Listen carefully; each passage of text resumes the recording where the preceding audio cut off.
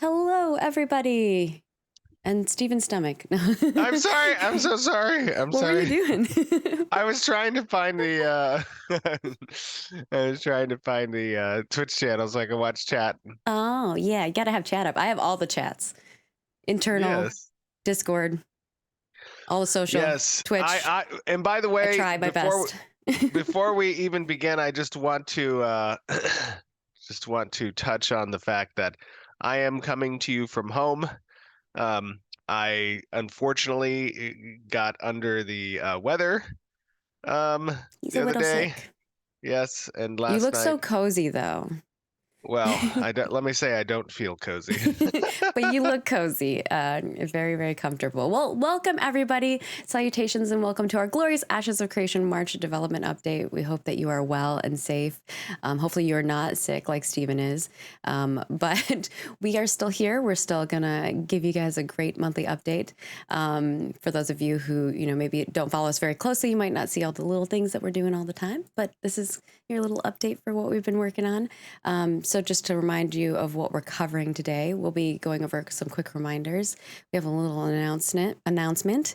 We'll be showing our Carphin Preview, which you got a little teaser of last month. Yes. And then we also have some character art and some additional art update as well. And then studio update and Q&A. So we hope that y'all are doing well. I'm excited. We just, wrapped up one of our milestones, milestone 4 for us internally. And for those of you who don't know, we kind of different sprints that we run. And this was a big one for us. So it's very exciting. And we're excited to start heading into our milestone 5. I want to capture the little phoenixes. My He's got a little phoenix on each phoenixes. side. I know. I put a little phoenix up on each of the sides. Yeah, we had for these of you guys who don't know, so we follow an agile development process where we operate under sprints and milestones and whatnot. And the end of our milestone 4 was was last week.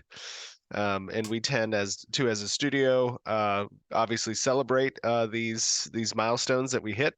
And last night, Margaret organized a very awesome evening at this really cool bowling alley brewery slash like Arcade. games place, Yeah. arcade, and it was really cool. The team just had an opportunity to relax and get to get to enjoy each other's company in a non-professional setting. And Oh my I thought that gosh, was cool. it was so cute.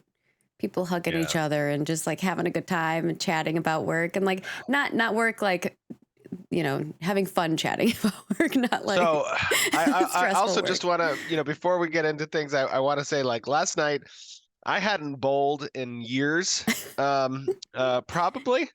And I guess age is really catching up with me.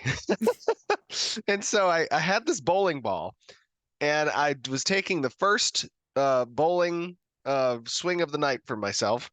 And I go up there and I have the bowling ball in the hands and I'm about to throw it down the thing.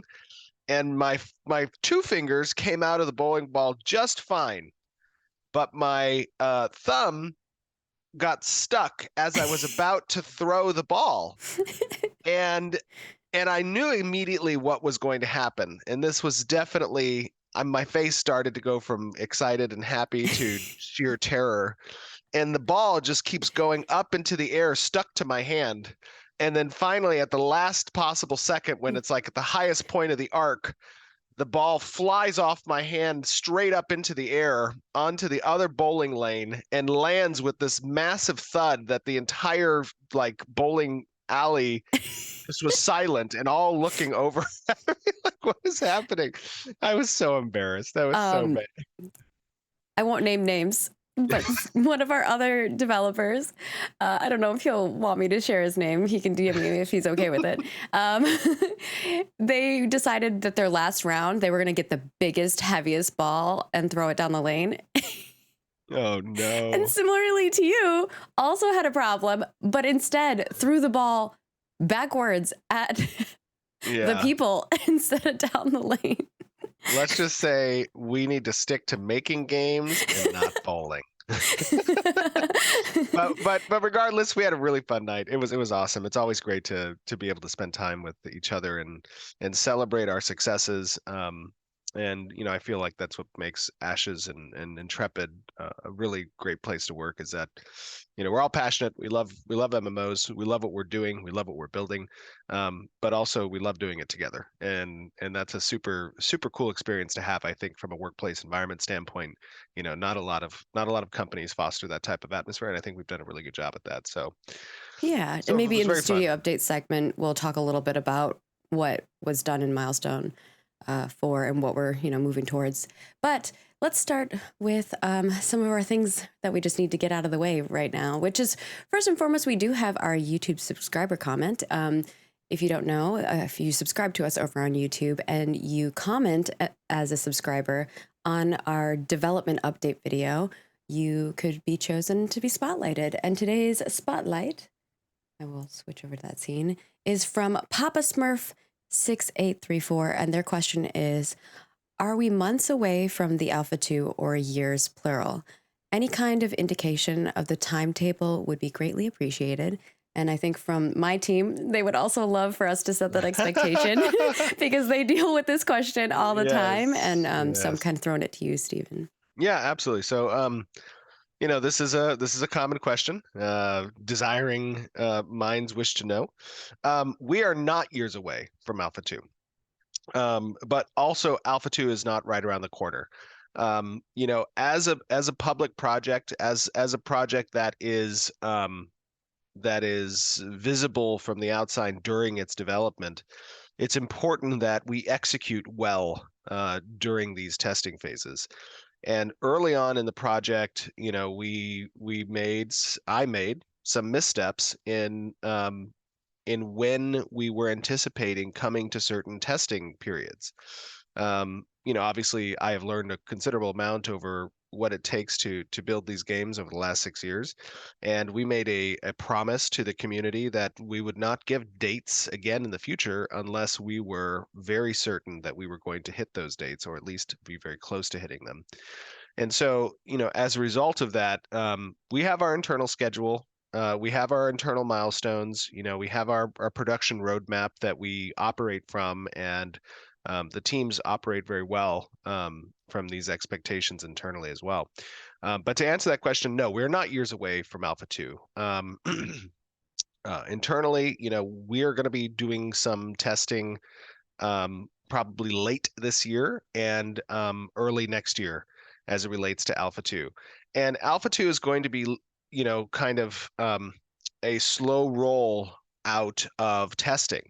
So our desire is to get in as quickly as possible, test some of the core systems and loops that we've integrated, since our Alpha 1, and get those vetted by player feedback and experience that we can iterate upon, essentially, and get an opportunity. And that's going to be all public, right? You guys know that Alpha 2 is a non-NDA'd environment testing.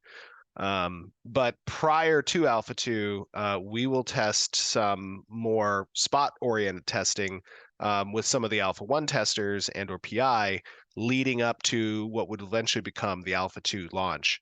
Um, And we'll probably start with PI so that we have a smaller group, and then we'll add on to it with our spot testing with Alpha 1 users. And then as we're ready, we'll bring in Alpha 2 users, and then we'll go more public with the big yeah, stuff. and I think all of us have experienced. So all of us have experienced launches of games or testing platforms that we felt needed more time from a consumer, from a player's perspective. Um, and our approach, our philosophy is that essentially the game will be ready when it's ready. We're not striving for perfection. We're striving to achieve what the core loop is anticipated to be, what we've promised, what we're building right now. That is the goal, and we understand just how important it is to succeed during these testing periods And obviously for launch, because MMOs traditionally really only get one stab at that launch. And they can, work to improve the game after launch if there's hiccups and whatnot that we've experienced, obviously. But really, we want to execute well on that initial launch. And what that means for us is we have to spend that time to ensure that what we are building is sustainable, is extensible, is performant, and represents what the core philosophy of gameplay loops are intending to be. And we're building a massive project. I mean, this is probably the most ambitious fantasy MMORPG to date at a launch frame, right? Obviously, other products, other franchises have had a decade plus to introduce and trickle out content. And one of the difficulties of launching an MMO, a new MMO, is that you have to compete or try to compete and contend with all of that content that's available, because it creates a really strong social elasticity for the players of those MMOs. And we want to be ensuring that our core gameplay loops are enjoyable, are fulfilling, and have content that keeps players invested for a long time to come. And because that's our goal, and we have a lot of those systems to build, the team is hard at work creating them in preparation for Alpha 2, which is probably going to be it is going to be one of our biggest test environments up until launch is Alpha 2. I mean, that is a Yeah. major slice of the game. So, I mean, like Steven said, we only get, one chance for first impressions. So it's very important for us. If Alpha 1 hadn't had gone as well as it did, people might not be as excited for Alpha 2. So thinking about the future of that and the longevity of our project and making sure that people are, going to love what we're creating as much as possible. And as we've said many times, we're constantly going to take feedback. And there are, decisions that we've made as, on the design front that we want to come to fruition. And we know that sometimes it's not what you guys are always interested in, but we were like, give us a chance, play it, give us feedback, and we will, alter things as we go forward. But I think we're really excited, just as excited for you guys to join us and see what we're creating. I mean, from a developer's perspective, there's nothing greater than seeing someone enjoy the product that you've created. And I mean, obviously, we all want to enjoy it too. I think that we've had a lot of fun internally, which we might be yes. sharing some of that internal fun with you guys next month. But I like we've definitely trying to make sure that we're creating something. And I think one of the things that people might not realize is that MMOs take a really long time to make. That's why we're like, this is a journey that you're going on with us. You're getting to see what Yes. development is like. And I think that From the what's going to be, get-go. yeah, from the get-go. And Yeah. what's going to be fun is you're going to get to see that journey. And then when we look back on this at launch, we're going to be like, wow, it's crazy seeing how, Oh even yeah. even now, looking at what was the beginning of Ashes of Creation and what it is now, And is the crazy. cool thing is that journey is likely going to be expressed as even part of a documentary when we're done with this thing, right? We record all of our meetings, all of our sessions, everything is kept on a record. So when we're done launching this product, we have an opportunity to really give an under the hood look at the Herculean effort it's taken to get to where we are today and where we will eventually be soon enough. So I want to bring up on that front is, the feedback that you guys give us. Uh, Roshan and Vacnar are amazing. They put together these phenomenal reports. We record those meetings that we have with the designers and developers when we go over that feedback, and it's really, I can't wait for you guys to see like that side of it where you get to see like, hey, we really were taking in your feedback. And most of the yes. time in those meetings, it's like, yeah, we're already planning on doing that and that and that. And some of the extra ideas were like, It's oh, that's cool. validation. Yeah, Yeah. it's validating like what we're saying. And the issues that you and concerns that you guys have are also the issues and concerns we have. Yeah. So it's making sure that we're all on the same page. But I think it'll be cool for you to experience that and see the other side of it. But obviously we have to, be careful what we share prior to launch, just because, like we said, we only have one chance to impress Opportunity to people. make an Yeah. impression. Yeah. Absolutely. Yeah, and just a last point on that topic, and then I think we can move on. Yeah, Is we got that to move on. yeah, we got is a whole that show for you guys. exactly is that this journey is not for everyone. The patience it requires, the understanding, the vision in looking and seeing where something is at now and where it will be in the future. That is a very specific type of individual, and requires unique patience, I think. Our development, like every development, is never going to be perfect. And we're going to have, areas that slip, and areas where we can improve. And hopefully, those of you who have watched for a very long time now, our development progress, you will have seen those improvements from, day one to today and to tomorrow. And it's okay if following development is not for you.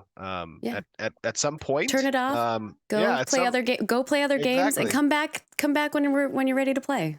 And at some point, there's going to be an opportunity now to just download the game and play, Yeah. and that is going to be the experience in and of itself. So, 100%. yes. And with that, we're going to do a little announcement. Next month, you're going to get 2 live streams. So on April 7th at 11 a.m. Pacific, our normal time, but just a little earlier. So literally next Friday, we will be doing a creative director community Q&A that will be with a few content creators. Chibi Bree from the Oh, Golden Feather will be joining us. Richie SH, if you've watched any of their YouTube videos, and of course, Merg from Ashes Pathfinders. And we're really excited. They've accumulated some amazing questions from their communities and from the community as a whole. We really wanted to kind of give some love to the people who have been really supporting us and being part of the community for so long. And we hope that you guys enjoy it. They got some good questions. Stephen hasn't read them yet. no. Maybe we'll add some spicy ones I in don't there. typically read questions prior. He doesn't like to. And my team's I like, why won't he yeah. read them? I was like, he doesn't want to. I don't want to overthink the response, so I typically Mm, just, I want to answer off the cuff as much as I can. Yeah. But I'm yeah. excited about that. That's going to be a fun, I think, conversation to have. Yeah, and I'm sure we'll do more of those in the future with other content creators. Don't worry. Hold on. Hold your pants. Some people are spamming their favorite creators. But obviously, as we get closer to Alpha 2, there will be more opportunities for hyping things up and getting more excited. This is just more so to answer some questions from the community and make sure that we can give some love to some folks. And then with that, we also have just a reminder that the cosmetics will be swapping over for Flavors of Fellerin, and that will be April 12th, 2023 at 11 a.m. Pacific. Reminder of that. And of course, for those of you who are content creators, we do have a content creator program that you can check out. You can go to our FAQ database and type in content creator and it'll show for you. But we are currently just taking applications for that. I know a lot of content creators have been asking when we're going to do invites. Those invites will probably be closer to when we're getting to Alpha 2. So as we start ramping that up, you'll probably be like, what's happening? But we will start sending invites closer to that time frame. Right now, we're focused on just application phase, which is a lot of folks. And we're very excited that so many people are interested in joining us on this crazy adventure. And with that, I'm going to hand it over to Stephen to give us a little preface before we show you a little Yes. walkthrough of Carphin. So, some of you might have seen maybe some leaks that I did in Margaret's absence while she was at PAX. Oh, I saw. I know, I'm sorry. But this month we wanted to showcase the Tower of Carphin from a lore perspective. And then in addition, we wanted to showcase some new systems that have been brought online from a narrative perspective as well, as it relates to our story arcs. So this is a deep dive in both the lore of Carphin, as well as the system of our story arcs and how they change the world around you to reflect different chapters and or paths that story arcs can take based off of player activity. You'll see the world change a little bit. I want to preface that, of course, this is all a work in progress. You are taking a look at something that is still very much in the alpha in the alpha phase, both visually and in particular, you'll notice before the transition of the zone, which happens about 6 minutes into this video, you'll see it in the non-active state. And there's some lighting there that we're still fixing, and some of the materials and whatnot. But you're going to see it in the corrupt state after about the 6 minute mark, and it's pretty gnarly. It's pretty cool. Yeah, it is absolutely. It's neat. It's different, and more dynamic. And I think that people are going to like it. So yes, let's get to it. You guys will enjoy. We'll see you We'll see you on the flip side.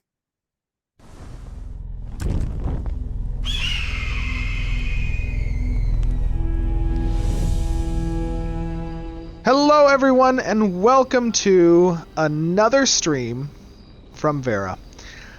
We have been building up, I think, to this moment a little bit in the showcase for the tower at Carphin. And I think there's been some lore that we've released during last November's Extra Life live stream. We played through a portion, I believe, of this tower. And now we have an opportunity to take a look together, a little sneak peek, a small portion of this area and the lore behind it.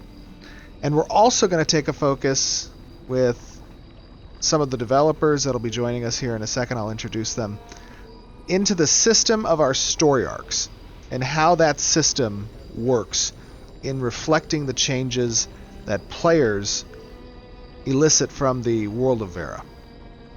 So I want to introduce one of our senior designers, Scott. How are you doing, buddy? Doing very good. Thank you for asking.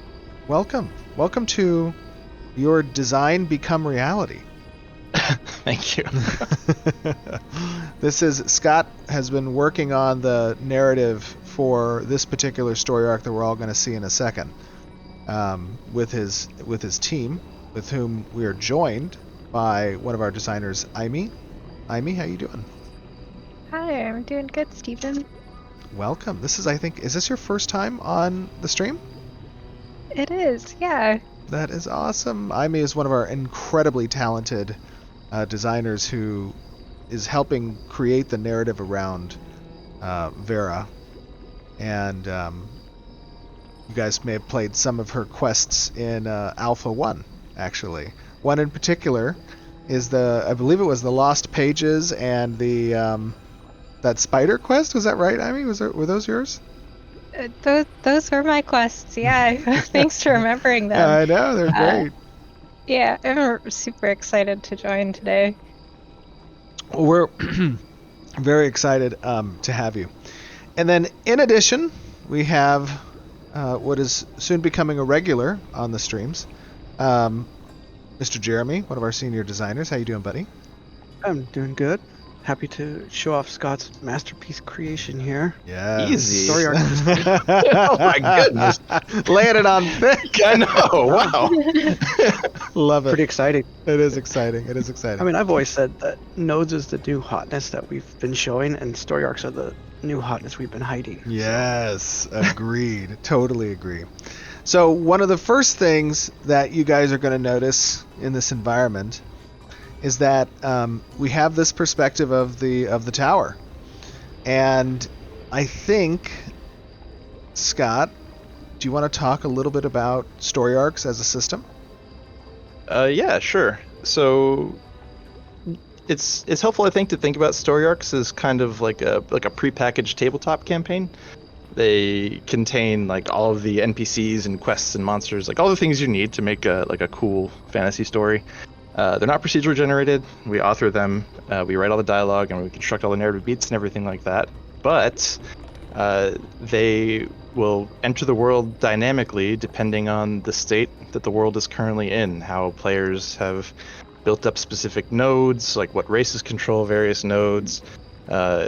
We have plans to include lots of different things on top of that. But yeah, it's we don't have any quest hubs or anything like that in this game because players build up all the cities. So we had to get a system that kind of looks at what players are doing and can inject content into the world that makes sense for what they're doing. So I've always seen it as like the world decides in the state that it's in that we're gonna now play this module. We're gonna, because of the state of the nodes being in this way and certain races have this one, we're gonna play Curse of Strahd. We're gonna do Blood Still Do. We're gonna do those modules and things. So one of Yeah. the things that I find most unique about our story arc system is that they're intended to represent change within the story of what Vera is telling. And we don't just do that through these new quest logs and dialogue, but also by literally changing the environments and showing these active states that represent what is happening and what choices the players have made previously in the different chapters, perhaps, of other story arcs. Scott, I know that we have been working hard on this. Your team has been working particularly hard and with engineering to kind of stand this system up over the last several months. But you have the ability to push us into the next chapter manually, correct? Yeah, normally this is a story that would require us to have built up some of the nodes in the area. Either you could just build up Miraleth directly to get access to where we're going, or any of the nodes in the Riverlands could have leveled up to a certain amount to have basically enabled the story to spawn. But I'll just turn this on for us now manually. Let's see. If that's good. Get ready, ladies and gentlemen. All right. Welcome I push it. Takes a second, but it will kick on. to the Tower of Carphin. And Houston. There it goes. Uh-oh.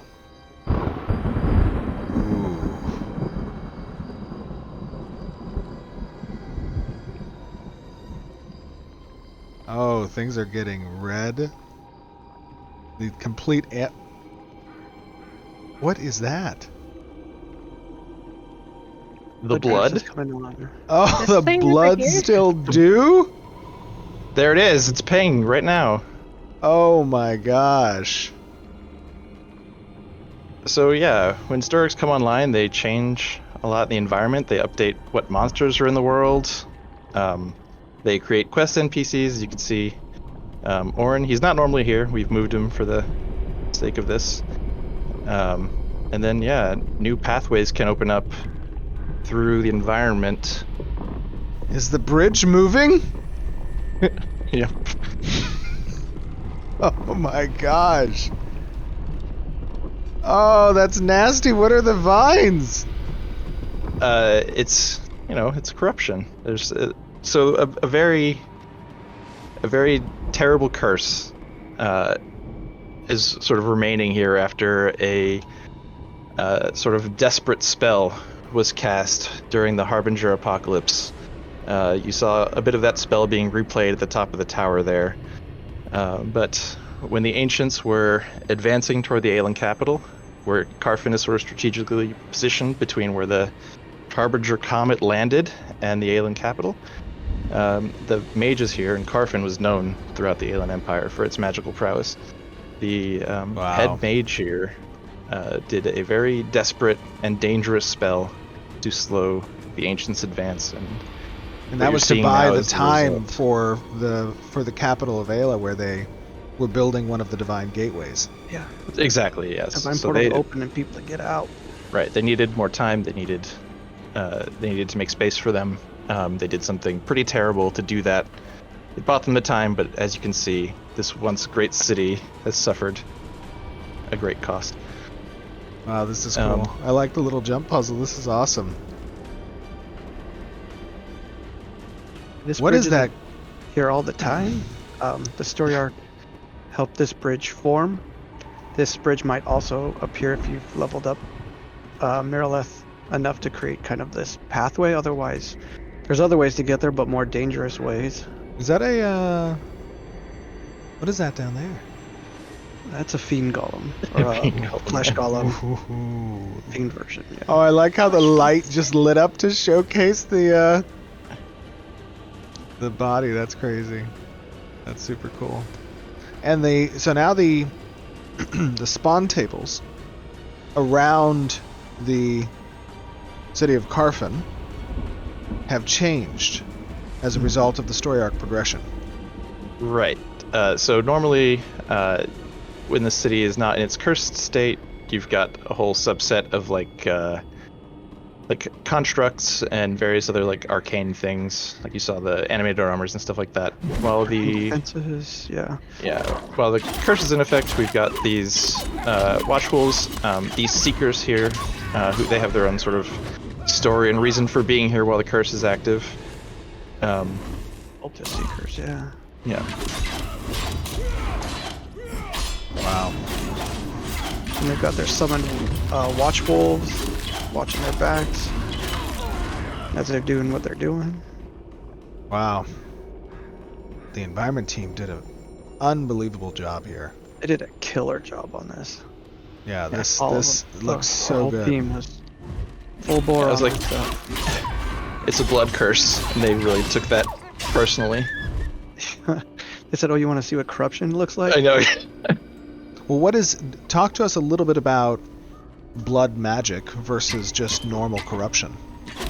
So yeah, blood magic is a sort of illegal kind of magic, and using it in any amounts creates a certain amount of corruption in the caster, and that corruption can bleed over into the environment and things that they draw essence from in order to cast those spells. This was a blood magic that obviously consumed a whole heck of a lot of it. She wasn't intending for this kind of after effect. No. Yeah, the mage who cast this was not able to understand the scope of the destruction that would cause. But also in the final, the final days of, ancient Vera during the Harbinger Apocalypse, like You didn't have a lot of time to research. there was not a whole lot of deliberation. There wasn't a lot of like magical research and safety precautions that they could take. So yeah, it did its job, but Yeah, it seemed to, like even if it delayed a lot of the progress they made towards the portal, it seemed like they really created a lot of destruction along the way. Carphin itself has a lot of history built into the environment here too. You'll see lots of statues and stuff around that go into it. It was one of the five main city-states, 5 primary city-states of the Aelan people. Then they would form into the Aelan Empire following the Great War of the Undying with King Atrax. Right now, so many people are just like, oh my god, we're finally getting lore.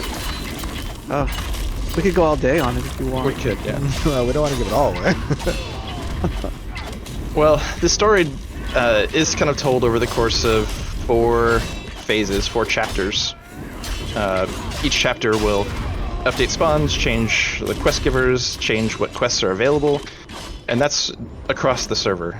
It's not like your individual progress phases, that is. The actual quests themselves, you can progress kind of at your own pace, but as long as it's within the window of that quest's phase being active.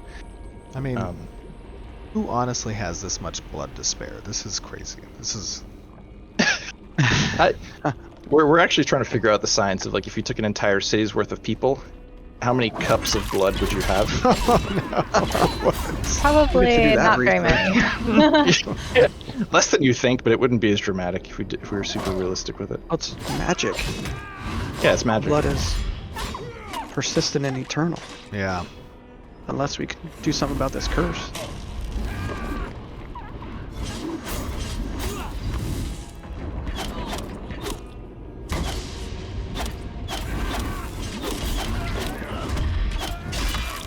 I don't know, Steven, if you stopped and talked to Orn and picked up that quest or not. But, Oh no, I did not.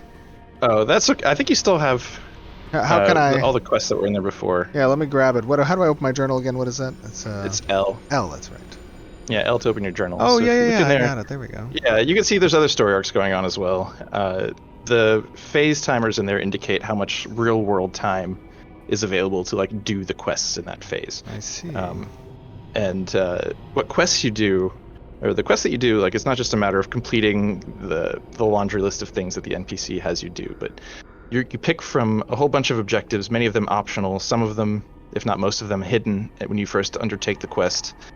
So, go dig up a guide or blaze your own trail or whatever, but depending on which objectives you complete, those are the things that help the server aggregate what is going to happen in later phases of the story arc. And that's like across all of the players participating during that time frame, what objectives they decide to complete. That's what drives what happens in later. Awesome. What quests are available, what NPCs are pulling ahead of other NPCs in terms of their progress toward their goals. And how you complete your quest matters. Yes. Yeah, with some objectives, being exclusive of one another, so helping one NPC will lock you out of helping a different NPC. So yeah, it's we whoa. Oh no! Wow, I'm just taking in the sheer beauty, but also like a kind of gross beauty of this environment. It is so eerie. I think even the corrupted trees, you can harvest them. You find some of them that you can harvest. You can chop them down. Oh, really? Yeah, they're a little bit hard to spot though. Well, also, I believe that as part of these environments changing, you're also activating rare resource spawners that might only occur during certain events. Yeah, that's correct. Definitely. So yeah, like corrupted soul bloom, and that was one that Corey had just put in. All those things are only available during certain story arcs, and every story arc has its kind of special things that you want to try and take advantage of. And that one if they're in your backyard, swing by and pick them up. Yeah, for herbalism, for making certain potions. Sometimes you want to take advantage of the limited time you have during the story arcs to get some of these rare resources for crafting things. Certain poisons and potions from these limited corrupted spirit blooms, right? Yep. Sorry, I just disabled my my HUD right now. I want to, like, this area is just too crazy. It's a huge tower. It looks so good.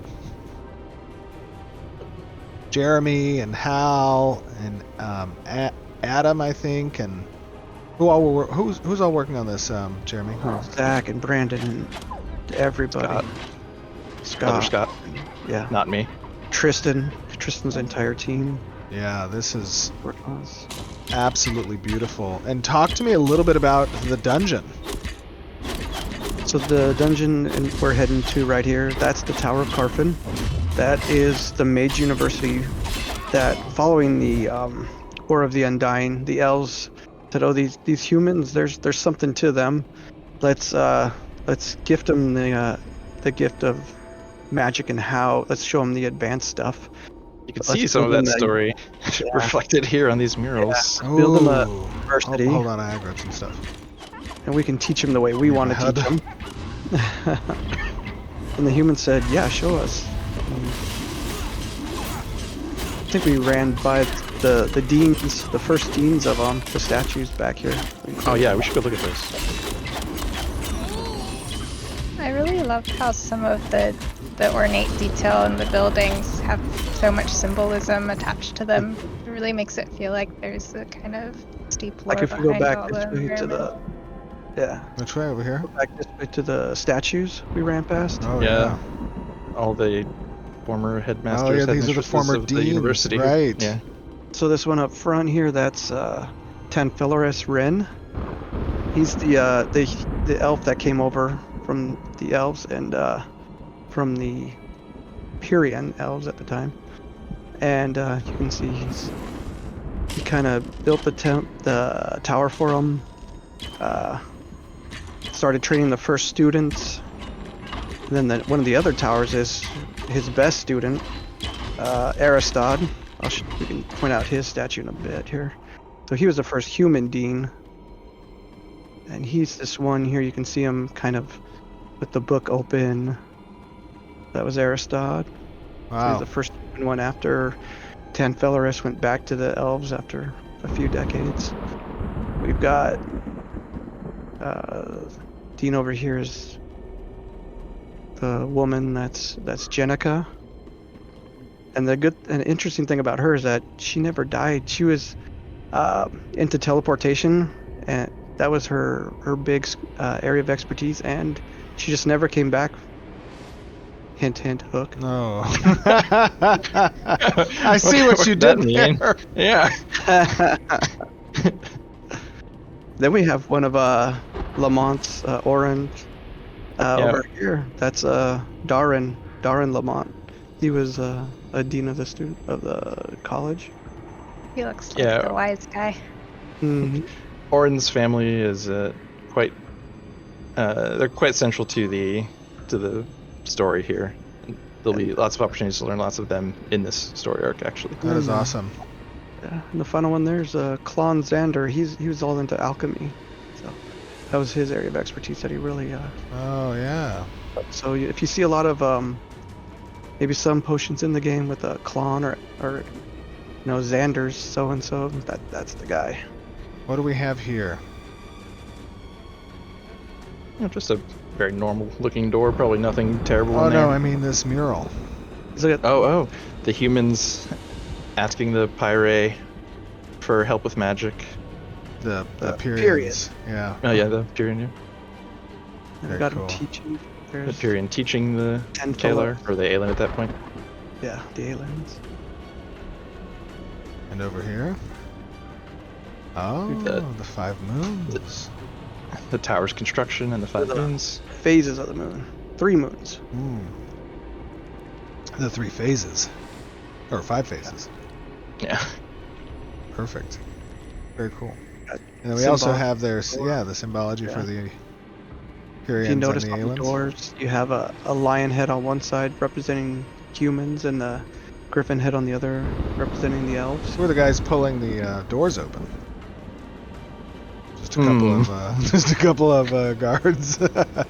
Yeah. What is this sandal? Oh my god.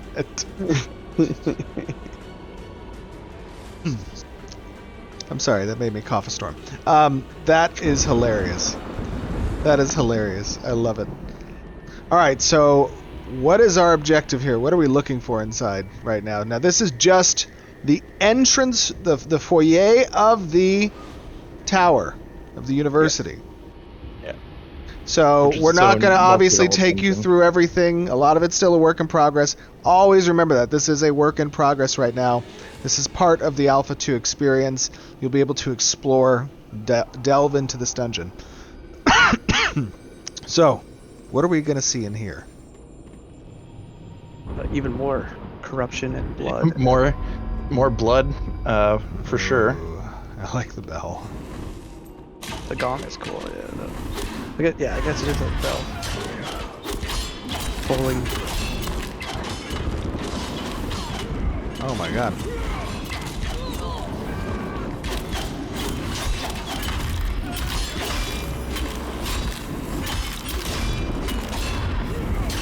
Wow. This looks great. I love this interior. The lighting is so moody. Oh my god, this is like the supreme edgelord environment. Take a look around at this. There's a treasure chest over there to get our loot Kind of from. my style. So. But after we look around before we get the treasure. Even the gothic-esque lamp with the nasty, like, flesh environment. Oh god. Ah! We have some loot. Is this like a treasure chest? That's a treasure chest. Whoa! Or not. Oh, no, not like that. Nuke it from orbit! Nuke it from orbit! Oh, thank you, perfect. Where'd it go? Where did it go? Behind us now. Oh, come here. Oh my god, this thing is crazy. Look at it. These are just the entrance mobs? It's just the entrance, yeah. Oh no.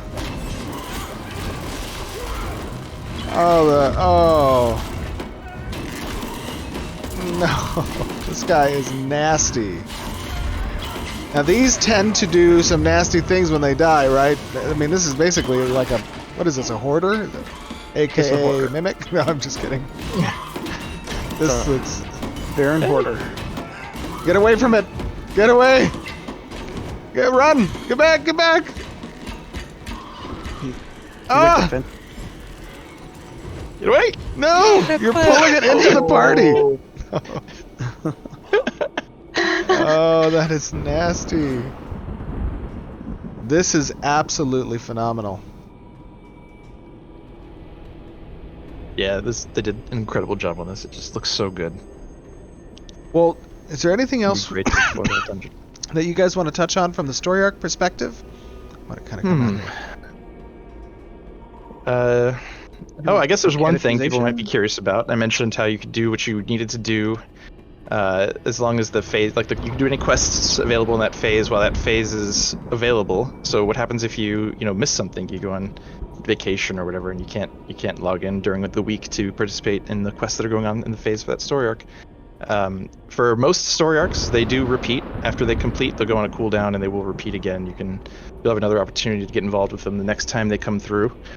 For our big major world-spanning story arcs that will sort of tell your server's your server's own story, those ones don't repeat. Those are sort of one and done, but you can replay them. There's a different system for replaying previous phases for the big main story arcs. However, decisions and objectives you make in those won't count toward your server's what's canonized for your server, which is our way of saying what decisions they make for the objectives and stuff that get completed. And all this goes to really kind of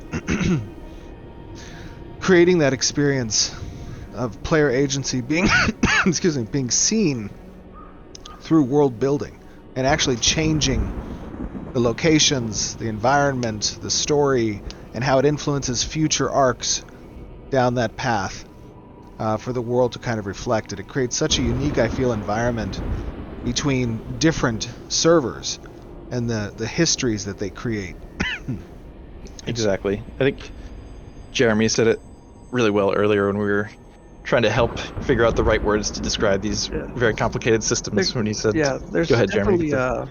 there's a different in MMO. You have different philosophies on kind of storytelling. We're going to more old school, like the world has a story, and you're playing within the world story.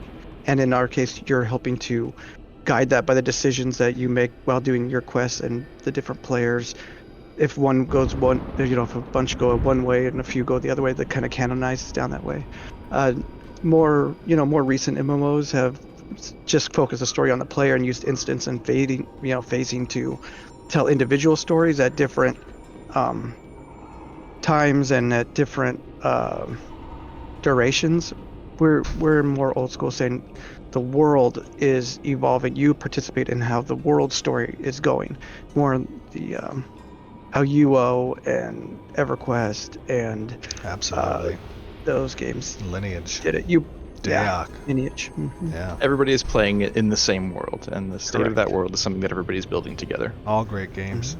Absolutely. I feel Well, like one of the- oh, go ahead, Amy. Sorry, go no. One of the I was going to say that one of the major goals I feel like we have is to allow player decisions to have consequences and to have meaningful results from the decisions that they make. And so it seems like people can really create their own stories. Absolutely. Phenomenal work, guys. Well, I want to thank you three for joining me to help kind of give players a little peek under the hood for the Tower of Carphin as I train your party. I apologize. And I cannot tell you how beautiful and unbelievable this area is. I mean, the artists are phenomenal. So They did a killer job on this. so fun to go into. with that being said, we're going to go run back to the stream. Super exciting stuff, and we will be back with you in just a moment. Thank you, guys.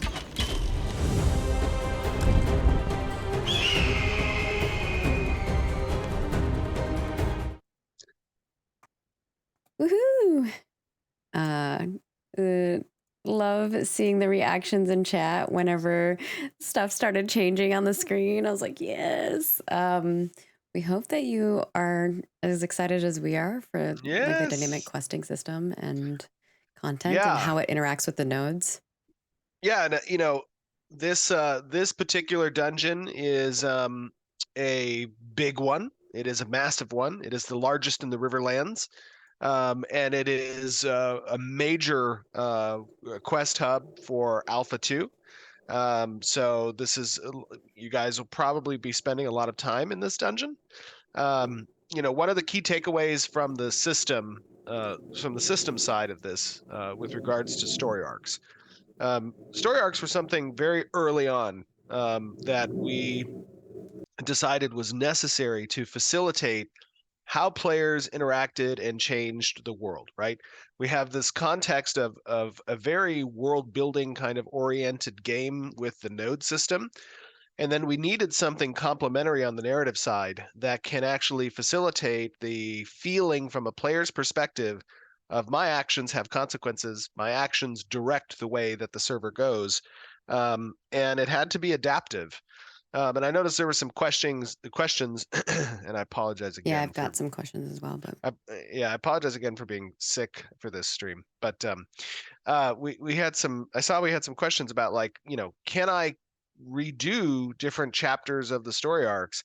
And yeah, as that chapter is present, these story arc chapters, they exist for potentially days at a time, so that people have an opportunity to kind of move from story arc to story arc, do things across the world. We don't want a narrative system that is like highly dependent on dailies or weeklies, where you kind of feel this this need to log in to stay competitive, and it becomes a chore and not really indicative of the type of gameplay I feel as MMO players we want to have. And so the story arc system is really meant to provide these many cycles of interactive and compelling stories that are occurring simultaneously around the world and direct the future story arcs that come next based off of what branch is taken as an outcome of the particular story arc. So, for example, in the Tower of Carphin, there are two ways that this particular story arc can end.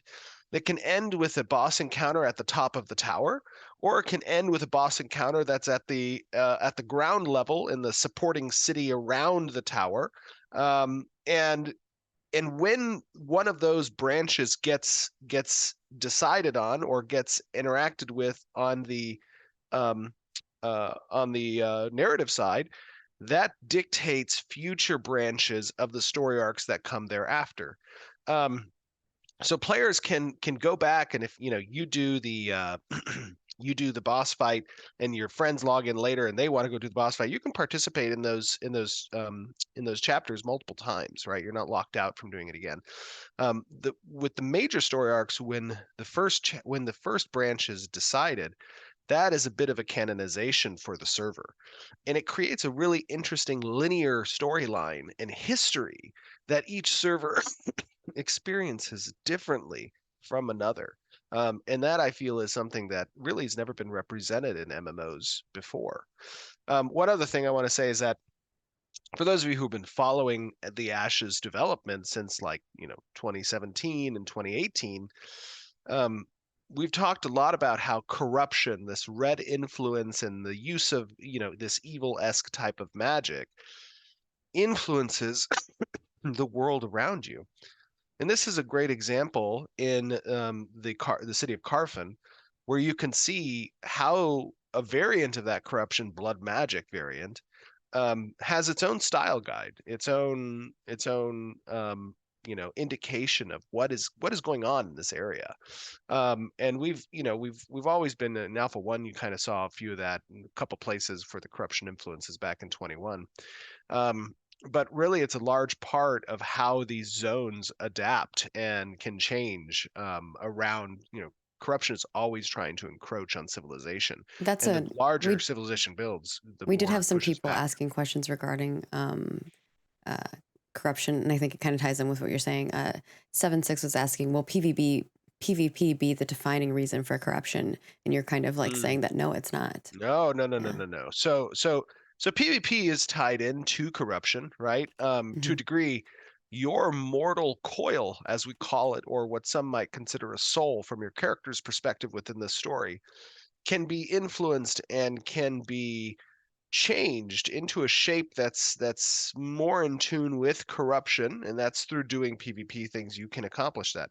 But really, when you think about what corruption is a representation of the ancients' magic, the ancients' hatred, the ancients' desire to strike back at the creation of what the gods who banished them to the void have tried to accomplish on Vera. And so corruption is this influence of the essence that permeates around locations in the world and tries to pervert what that creation is. That really is what corruption is. You know what? That disgusting foot. That's the one situation where I'd be okay with socks and sandals, though. Just gonna say, just gonna put it out there. The sandals great. The environment team. By the way, I think They you always all sneak out them in. there. Yes, they do. But I think everyone who's watching really can give some hearts in chat. Our environment team is absolutely phenomenal, and you're just seeing kind of first passes on these environments with the alpha, zones. Really, this is still not near where we intend, and you Yeah. guys watch improvement month after month in test environment after test environment. But the idea is to create a rich world that is visually stunning and compelling. And I think that the mood of this particular zone is well communicated through what the environment artist team has been able to accomplish. And how it Truly changes phenomenal. with the dynamic quest stuff is pretty amazing. So Yeah, and not just our environment team, but also Yeah. our tech art team as well. It did a phenomenal job in assisting creating this area. All right, I have a few more questions. I did want to mention, because some people were asking about the icon in the corner next to Steven's nameplate. Oh yeah. That little icon is actually his like secondary archetype that he hasn't unlocked, and that will change. Yes. Yeah. Yeah. So the idea there is to indicate through the party UI so that you can see kind of secondary class choices that are made, and that can be changed. Of course, players can reselect different secondary archetypes through respecking, but your primary archetype remains the same, and that gets unlocked when you do unlock that. Yeah, and so people were noticing that we had one of our folks with a sword over their shoulder, and they were wondering if that's a new idle animation and when that happens, or if there's going to be more stuff like that, or if they can select which ones they have. So our animation team, Chris Myers and a few others, part of the feedback that we got from the tank demonstration when we were holding that two-handed sword was that people would like to see variants of the types of non-combat idle stances that can be had with certain weapons.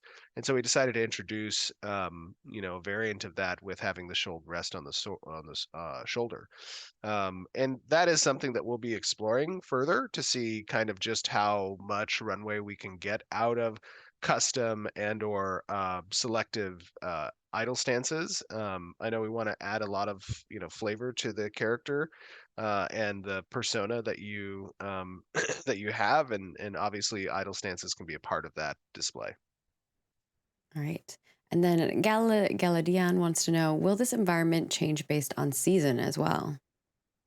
Yes. So the vast majority of environments in the game have some seasonal interaction.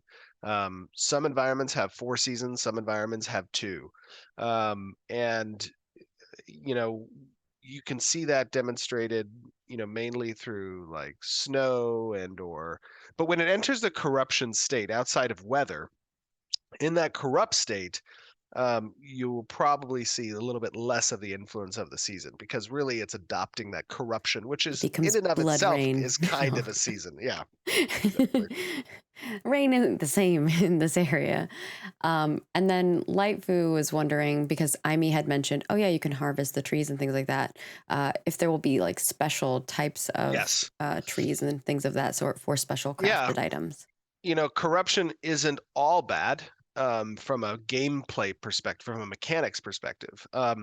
Meaning that certain types of resources will have a corrupt state, and it will be necessary for you to acquire, we have a spirit bloom, which is a harvestable herbalism plant. But when a zone becomes corrupt, you can potentially yield corrupted spirit blooms. And those are necessary components of certain crafting recipes. And so corruption also services the idea that as these zones change and adapt to reflect, the different statuses of corruption or seasons, so do the harvestables. And that's an important part of the overall economy. All right. And then Fly wants to know, this is an open world dungeon, right? What prevents others from just waiting until you're at the boss and then killing you and taking your boss's loot? And then related to that, what prevents mega guilds from just owning an area and preventing you from accessing or enjoying it? I did see a couple other people asking this in different terminology, but yeah. So a couple things there. First of all, first thing is we don't want, in the majority of cases, we do not want to prevent another group from engaging potentially in PvP. We disincentivize it by creating safeguards within the flagging system that make that decision very concerning for the people that might go corrupt, right? And if you're in a large enough group of numbers, I doubt you're going to experience that unless there's some rivalry between guilds, in which case, there's apparatuses like Guild Wars that are more opt-in. You can drop guild tag if you want. But anyways, the competitive nature of this environment is a PvX element. However, in situations where we want to contain a particular type of raid, we will utilize instancing. And that can protect certain engagements with certain bosses, but that's really more on the 20% of 20% of the scenarios will have instancing protection like that. Around 80% of the content is open world, where competition is healthy. Competition is an instigator for soft player friction, for potential cooperation, for the ability to yield alliances and the political, theater that comes with it. So that's an intended part of the PvX design of Ashes. It's a core philosophical point. All right. And with that, And just to be clear, that is not for everyone. We are not trying to make a product that appeals to every MMO gamer. That's impossible. And so we've been very upfront and forthright with what we are trying to accomplish and what our core pillars of philosophical design are. And that's an okay thing. And if the thought of player competition, of potential threat and soft friction is not one that resonates with you, there are plenty of games out there that are not focused around those philosophies, and that's entirely acceptable. all right. With that, I'm going to move on to our art. We have a lot of cool art to share with you all. The character and concept teams have been kicking some booty. And the first one here, actually, you saw these, but I think being able to see them kind of in like a 3D element here on their own. These are the statues from Carphin that were being worked on. And you can just see, I mean, you saw how massive these things are, but the detail. And as Jeremy, I know, was talking about the lore behind these different folks, except for I don't think they had the ones that were holding the chain, they didn't have the lore for that. But I'm sure they'll write something up if they haven't already. But yeah, they've gone into a lot of detail for these people and like what they're wearing and what they're holding and the symbolization of that. Yeah, And these are then great. I we love did. the. Oh, go ahead. I was just going to say, I love the massiveness that it really adds to the environment to have these large character statues. And they are, as you guys heard from a lore perspective, they have great relevancy to the story of what came before your people. So it's cool to kind of dig into that, and it'll be weaved throughout different narratives as well. And then you did see in a previous live stream a few of the Carphin weapons, and these are just some more that are being worked on. Very exciting. So I'm sure folks will enjoy getting fat loot. I know there was questions about why the hoarder didn't have loot. There will be loot, my friends. Yeah. Don't worry. Remember everything you guys see, is not going to be fully comprehensive of what we would expect in a finished MMO product. You're getting snippets of very specific demonstrations, and this one was about the area of Carphin and about the story arc system. So we're very still in development, very much so in development, and because of that, we're aware of what's outstanding, of what we want to show. That doesn't mean that we're not cognizant of that fact. You guys are seeing it. We know it exists, and we have things that we're still working on, and that's acceptable. Of course. And I like Alex Xavier's. They're a baby hoarder. They haven't found stuff to eat yet. Yeah, a little baby hoarder. It is a small one. I'm sure there's going to be bigger ones. Yes. And then, of course, we have, like you saw, the little pustulas in the world, creepy, gross stuff. Yeah, those are You can kind of see the concept of those. We have some costumes. This is the Autumn Collar. I know they're trying to get this in for some NPCs that they're working on. Looks great. Yeah. And then also the Giant Slayer. Love it. That looks like a very painful armor to fight against. Well, I mean, there might be a reason why we need the Giant Slayer armor. It's called Giant Slayer for a reason. And then we've also got the Alpine Baghorn, which is awesome. So cool. Like, he's cool. It's so fluffy. Next up, we have shown some of our race additions as we've gone forward and adjusted things. And now we have another update of a couple of them. So we know we got a lot of feedback on our dwarf friends. And now you're getting to see a little bit more of the female dwarf here. Her mutton chops. I love them. A little bit more Very stout. cool. Yeah.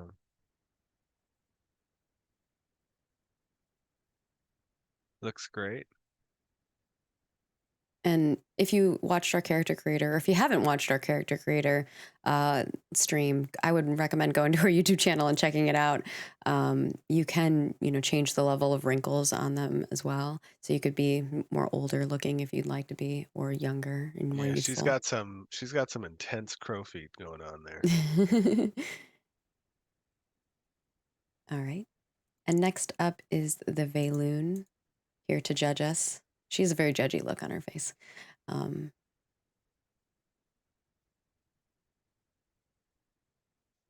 mean, she could just be very discerning. In that one shot, she's like.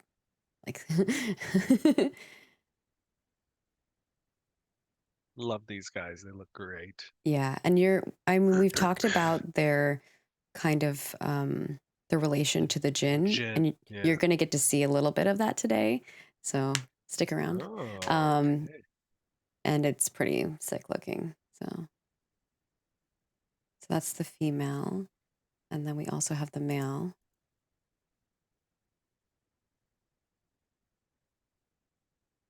Looks good. And I know we showed in the past, I mean, these are the models, but we showed in the past the concepts.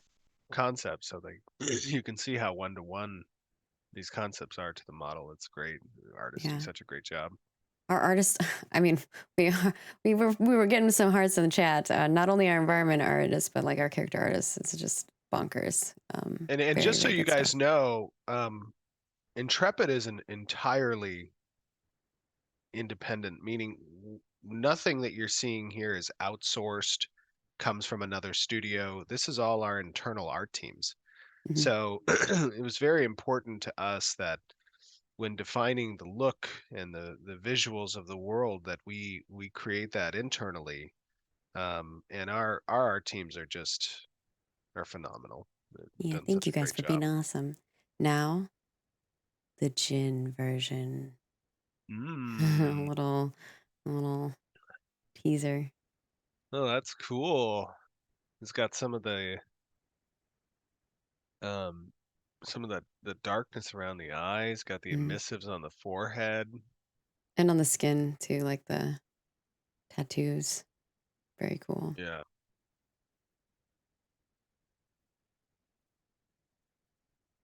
Very nice. Good stuff. I think that gets us all of those. So hopefully you guys like the little update, and then we're gonna go to our studio update. Don't worry, I didn't forget this time, you guys. So I'll pass it on to you, Stephen, if you want to talk a little bit about maybe what was accomplished in M4, what we're moving towards in M5, and maybe any other studio information you think we should share with our folks. Yeah. For us, excuse me. I'm sorry. You're okay.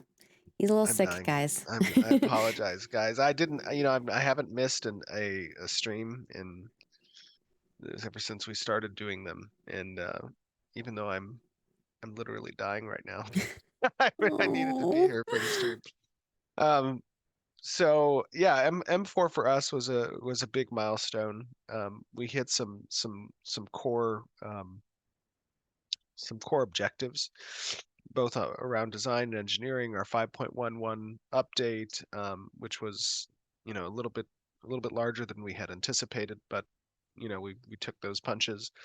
Um, you know, the art teams, the tech art teams, have been doing a lot of optimization passes, and has found a lot of gains on that front. We were dealing with a little bit of a DX issue, which we got some clarity on. Also, we've been fine tuning a little bit of our architecture a bit more around some of the gameplay systems and where things can share.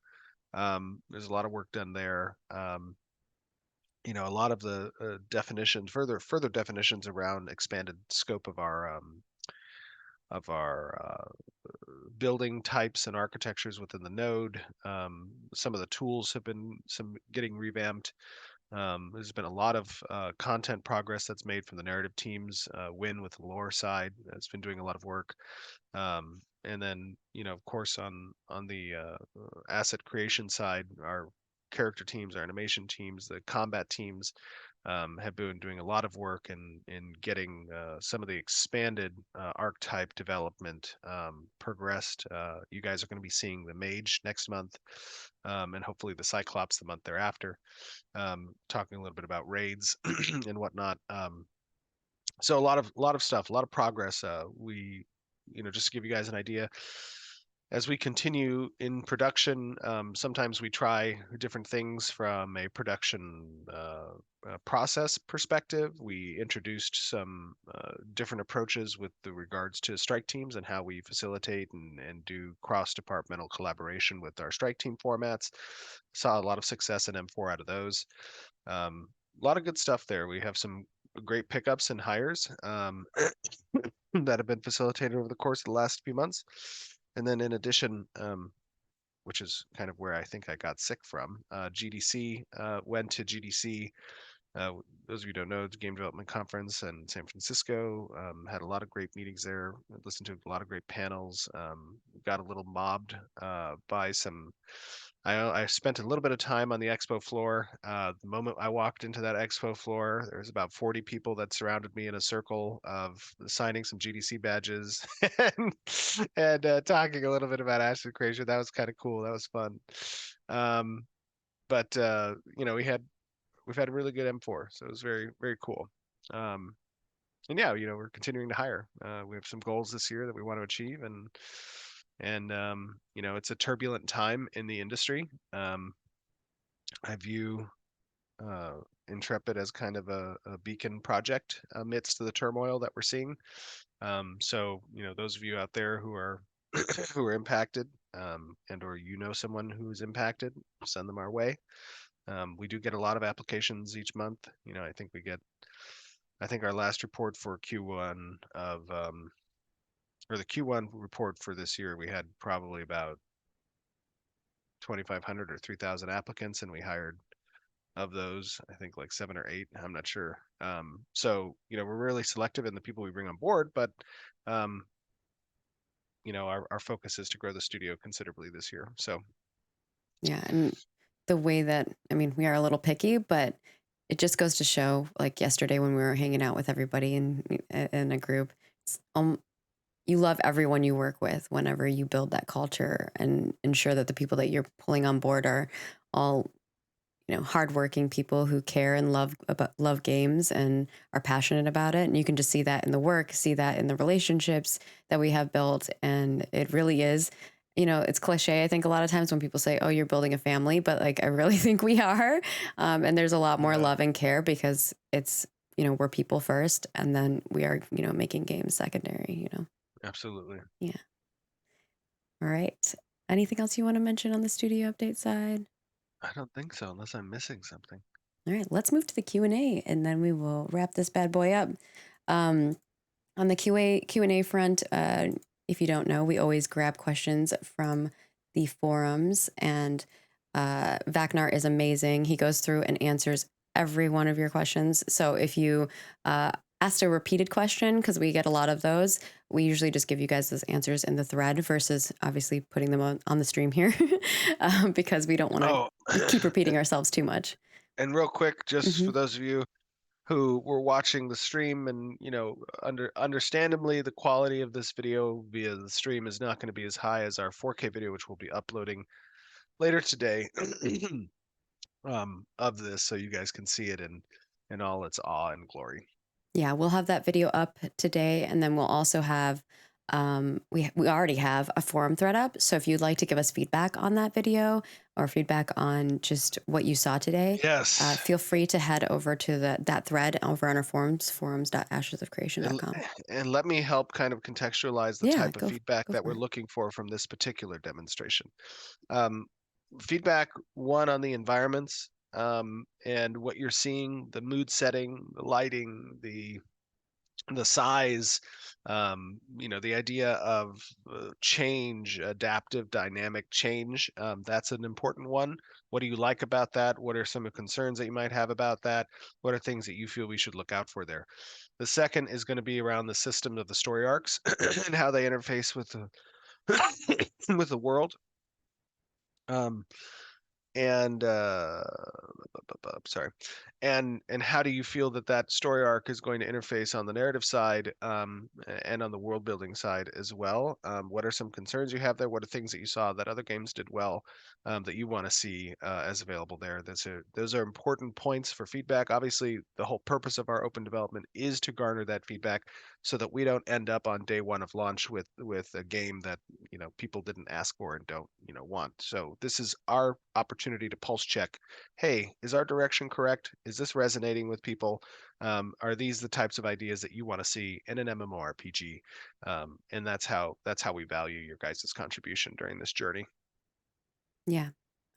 And I'm sure Vacnar is frantically updating that thread now with those questions for context. But we'll get into the questions. And this first one is from Casti, and they would like to know about mounts. Will mounts always be animals, or will we have inanimate objects like magic carpets and magic brooms too? I'm sorry. Can you repeat that one more time? Yeah, no problem. Will mounts always be animals, or will we have inanimate objects like magic carpets and magic brooms? Mounts are generally animals in Ashes. I'm not going to rule out there's not an opportunity in the future to have, and we might have in the past. I'm not sure. I would have to double check.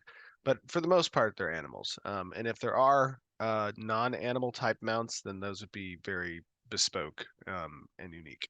Yeah, we have more caravan-oriented things for stuff like that. Yeah, and one thing that we would do, that we wouldn't do, is move into the steampunk type territory. Steven hates steampunk. It's one of the designers, when we were going through the cosmetics and we were designing like sets, and they had like this idea for kind of, because we do have like arcane like engineering magic, but they was getting down the steam. I was like, I already know Steven's gonna tell me no, so you know. Yeah, I mean, for me, I'm a very high it's not to say that people can't do steampunk well. I've enjoyed some steampunk stuff, but I'm a very high fantasy oriented type of storyteller.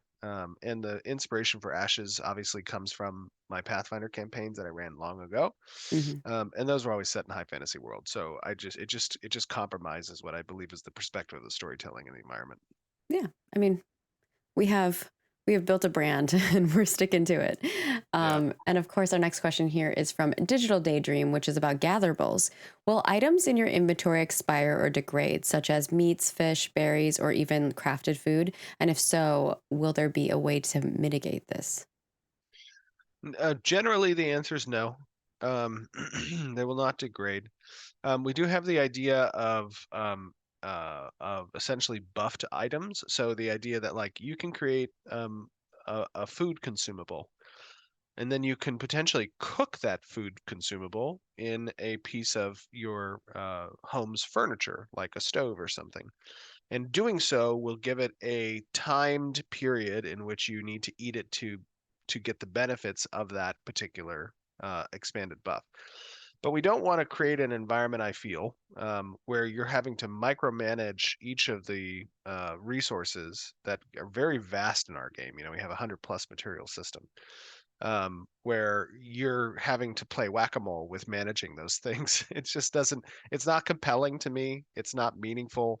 I don't see the value in it. It just becomes a chore. Tedious. Yeah, tedious Yeah. chore. Yeah. Our next question is about world bosses, and this is from Clonage, and they want to know, when it comes to world boss respawns, especially legendary ones, how will respawns work? For example, will it be prime time respawning or random respawn times? Um, so generally, in my experiences, when you have a fixed respawn time, you run into the potential situations where the powerhouses of the server can keep a particular boss on lockdown. And you don't want to create that type of a situation. And so, one of the ways that we can help to alleviate that is by having windows of respawn times, and we've all experienced this in the MMOs that we've played, um, where it's not necessarily known when exactly to coordinate with your large guild who needs to be online when, right? And this can give a little bit of a leg up on the competitive advantage front for other guilds that might be more smaller knit or more niche, to organize quickly in response to the time window of a respawn. That's one aspect of it. But in addition, some of our bosses spawn off of a predicate. And those predicates can be met at any time. So it might not be necessarily a respawn timer or window for some bosses. It might be when the story arc kicks off, or when another predicate in the world occurs. The spawn happens like an event. Um, those might not adhere to standard respawn times. All right. And then this one is from Frost01 about Summoner, the Summoner archetype. It has been said that Summoner's summons will be an extension of our play. Will this look like our point of view becoming the summon while an AI takes over playing our character? Basically, they want to kind of understand how the system will work. I'm so sorry. I'm getting bombarded by the production team about meetings today and if I'm going to make them. So I was just I was checking that as you were reading that question. Can you give me that one more time? Yeah. It's been said that Summoner's summons will be an extension of our play. Will this look like our point of view becoming the summon while an AI takes over playing the character, or how will this system work? Yeah. No. So 2 points there. When we say that summons are a reflection of our play, we're talking about that our class composition and design revolves around a holy trinity ideal.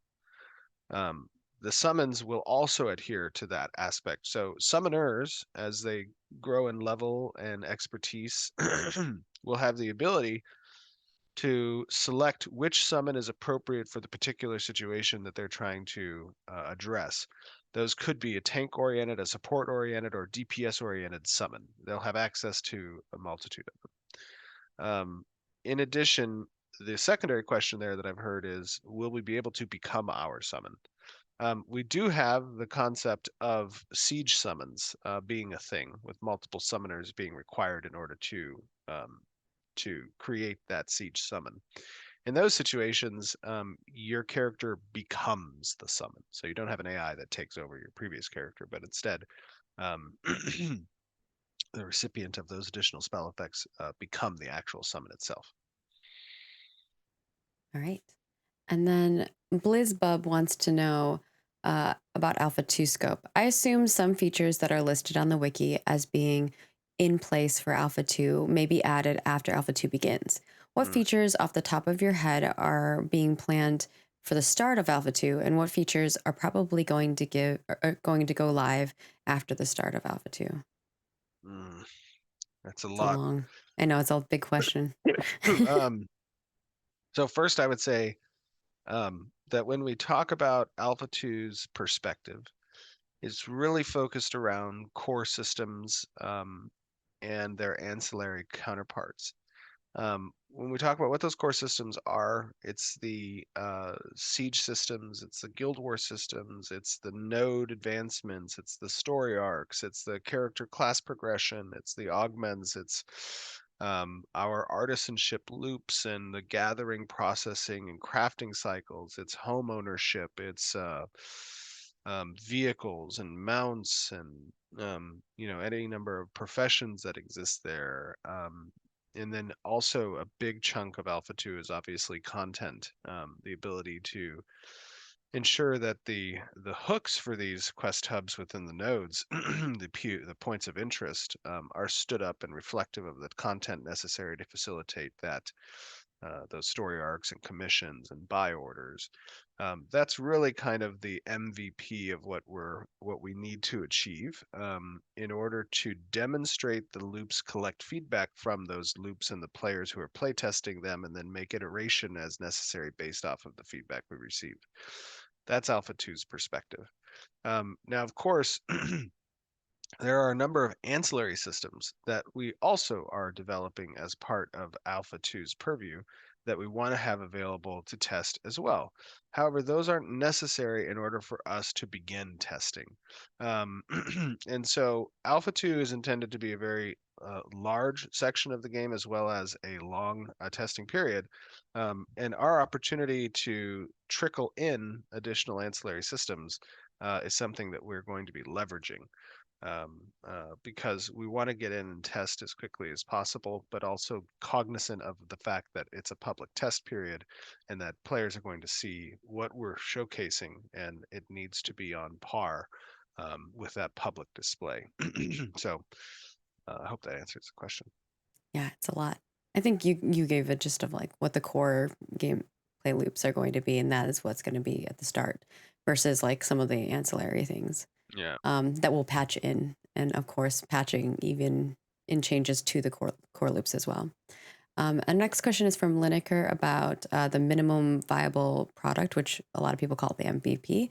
What is your stance in regards to focusing on delivering an MVP versus continuously upgrading your tools and engine to deliver a better product with new tech, even if that results in delays or additional years of development like UE 5.2, UE 5.3, etc.? I'm like, we actually just went through this a couple of years ago, so we are willing to take whatever it makes, Yeah, just so you guys are aware, internally how we evaluate either new technology integrations or updates on the engine. Our process for doing that going forward is essentially that our technical teams, especially our network team, our ICS teams, our gameplay engineering teams, they convene and weigh when our next update should be on the engine side, what new technologies might bring benefit overall. My perspective on how we balance the need for integration of new technology versus the responsibility we have in a timely manner to provide testing sessions that get us closer to the launch date. That's a delicate balance. I would say generally our disposition is not to incorporate new technologies that yield some significant amount of delay on the development side. We very much take the perspective that we're capable of adjusting and or integrating those new technologies post milestone, post launch, if necessary. at some point we'll stop updating the Unreal Engine, you know, in development until launch. That point hasn't come yet, but of course, the larger the project grows and the more customized we have, the more custom we make the engine for our backend needs and for whatever else, merge conflicts can occur. Those merges can become big and painful, and the update process gets more painful. So to answer your question shortly, we have a team that kind of evaluates what direction we need to take there. And at the top of my mind is always, let's not incorporate delays as a result of leveraging new technologies. Yeah, we do a risk assessment and we decide what we do want to do, what we don't, what we're willing to move forward with. There's a lot more that goes into those decisions. And so Chance-a-Lot wants to know about passive skills. Does your choice of secondary archetype affect what passive skills you'll be able to have available to you, or are those locked in by your primary archetype? That's a good question. It's something we've discussed actually in the past, and we still haven't landed on a conclusion yet for the passive abilities, and whether or not there are new ones that are introduced with the secondaries. My inclination is that we will lean towards that direction, but it's really something that we're going to be testing as probably part of Alpha 2, and getting feedback on that. All right. And then flagging as a combatant is coming. A question from Nice Gaming, wanting to know, aside from contesting open world resources or dungeons, are incentives being considered when you flag for PvP, such as you get more XP or you increase your resource gathering yield, etc.? The only incentive. So first of all, we want to provide zero incentive for murdering. So there is no incentive to go corrupt. There's no gameplay system that touches that. There's zero incentive for a player to go red. It actually gives you negatives for doing that. Yeah, significant negatives, very significant downsides. If we're talking about flagging becoming a combatant, which is not PKing, but just responding to an attack or starting to participate in an attack, the incentive there is that you lose less if you die. So if you die while flagged, not corrupt, but while flagged, you will lose less experience on death. Excuse me, you will accrue less experience dead on death, and the death debuffs will be less. So to a degree, we do incentivize players to fight back, or to participate in PvP through the flagging system, but not to PK, not to go corrupt. But there are other systems for PvP that will give you benefits and rewards and things of that sort, but not just for flagging. No. Yeah. So those we call our events, right? Those are Yeah. essentially our PvP events. Those are opt-in, right? Players can participate in that if you acquire a castle. There's a lot of strength and power that comes from that. If you win a guild war, if you win a node war, if you succeed in attacking a caravan, those are systems that you can opt in. There are no death. There are no death consequences essentially for participating in opt-in systems like experience debt and stuff like that. But flagging is its own bespoke system. Flagging is separate of the event-based PvP systems. Those are meant to really facilitate kind of crimes of passion, or situationally strategic relevant things. All right, and then our next question is about tactical gameplay from Ace1234, and they want to know, how relevant will cover and terrain layouts be on gameplay, and will environmental destruction interactions with these and will environmental destruction interact with these cover mechanics? Example being using cover for protection or hiding, pushing enemies off cliffs, and blowing up objects to use as makeshift cover. So there's not really the concept of destructible terrain or meshes for cover, other than in specific systems like castle sieges, where I might be on a rampart or behind a wall, and that could be destroyed, removing my cover. But not like a Gears of War or something where I slide up to a piece of rock or the corner of a wall or something. Yeah, hopefully that All right. makes. The next one is from Armored Cell. This is our final question about becoming an avatar. Is it possible for a player character who has achieved the top spot in a particular religion to become an avatar of a deity? No, not an avatar. You become a very prestigious member of the community in your node. You have certain powers that are granted to you during node events. If you're the highest ranking member, you get unique access to certain vendor tables, and you have some directionality over the organization or religion's kind of path for content of the other followers. There's some benefits there, but not you don't become an avatar. You don't become a herald of the god, Yeah. you know. And with that, we have come to the end of our March update. It was a lot. We hope that you enjoyed that. And of course, we want to remind you that next Friday, which is April 7th, I believe, yes, at 11 a.m. Pacific, we will be doing a Creative Director Community Q&A with Steven, who will be chatting with Chibi Bree from The Golden Feather, Richie SH, and Samurg from Ashes Pathfinders. And we are very excited to answer some of the community's questions. Beyond that, we would like to remind you to head on over to our forums and leave us feedback. There is a thread already up there for forums.ashesofcreation.com in regards to our Carphin preview that we showcased here. So please give us your feedback, your thoughts. It is very helpful for us to make sure that we're all on the same page. And of course, reminding that flavors of Fellerin, our cosmetic set, will be swapping over on April 12th. So if you'd like those, head on over and snag them. And of course, we want to extend a massive thank you to you all for joining us today. We appreciate you taking time out of your day, or some of you are watching while you're at work. Shh, we won't tell. And of course, to Amy, Scott, and Jeremy for joining us for our preview section of Carphin, and Steven for your time and making it through this even though you're sick. I'm so sorry, guys. I promise I will not be sick. Hopefully, in the week when we do that Q&A stuff with Yeah, hopefully you're feeling better Great. before then. Yes. And with that, we will be wrapping it up. We hope that you stay healthy and safe, and you have a wonderful month, and we will catch you next month for another development update. Remember that the VOD for this will be up on Twitch. We'll also have the high-res VOD of like the Carphin preview over up on YouTube.